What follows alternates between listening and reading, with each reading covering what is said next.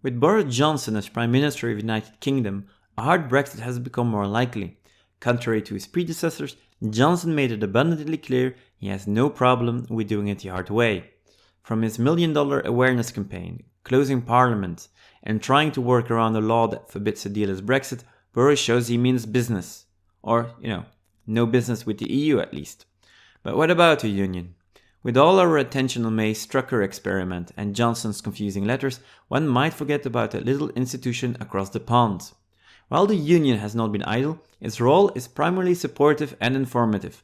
The bulk of the measures are to be taken by the member states themselves and depend on their relationship to the UK. Now, the Union states that contingency measures will only be taken where strictly necessary and in the interest of the European Union and its citizens.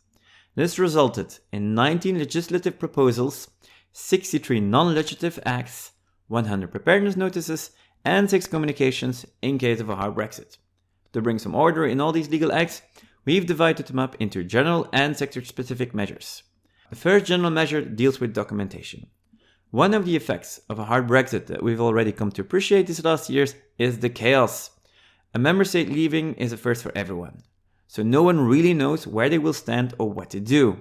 Now, unfortunately, neither do the people in charge of a Brexit, it seems. Now, to create some light in this darkness, the EU does what it does best: confuse everyone even more with an overload of information. Still though, one of the most appreciated pieces of information is explaining companies, citizens and organizations where they stand legally after a hard Brexit.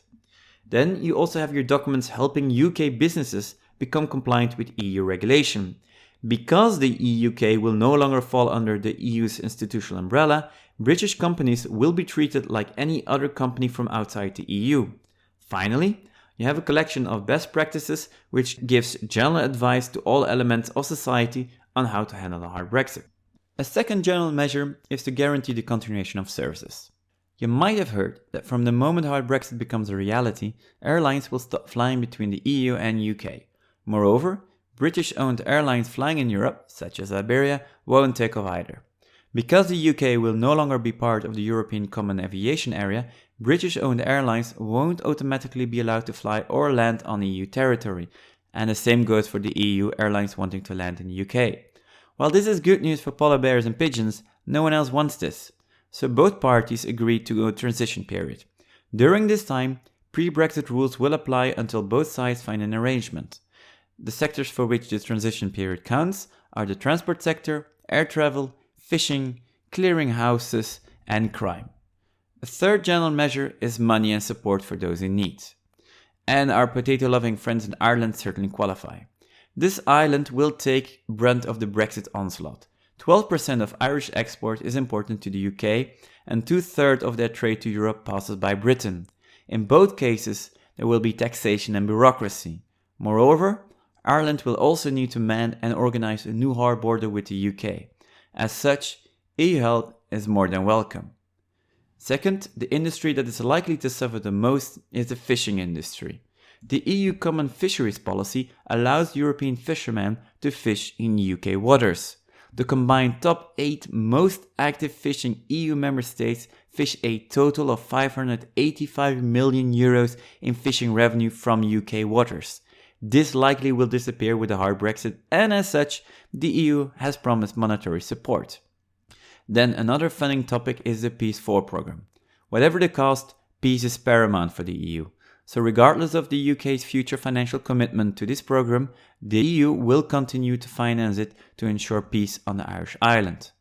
Finally, there are also some smaller initiatives. The Erasmus Plus program for EU students currently in the UK will remain funded.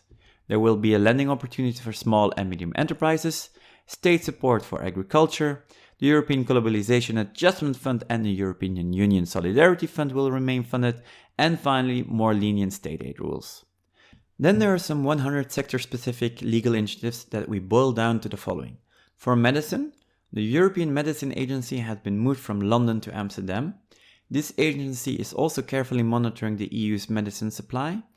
Guides have been created for member states to move batching test sites to the continent, and finally facilitating the transfer of medicine certificates from UK to EU bodies. Then justice. The UK will be removed from all EU justice agencies and disconnected from EU networks, infosystems and databases. Judicial cooperation procedures will no longer take place in the EU framework but will be moved to Interpol, and the UK will no longer be part of EU shared policing services. Finance, relocation of the European Banking Authority, removing the UK from EU finance passporting network, and the European Central Bank will provide liquidity to help EU business. And finally, social security. The EU Commission aims to protect social security entitlements acquired by the EU citizens in the UK. Now, it speaks for itself that all EU-wide benefits, such as roaming, EU health insurance, the Galileo project, EU passenger rights, freedom of movement and work, and so on, do no longer apply to UK citizens. With the 31st of October past and a new deadline on the 31st of January, it is still anyone's guess what will happen.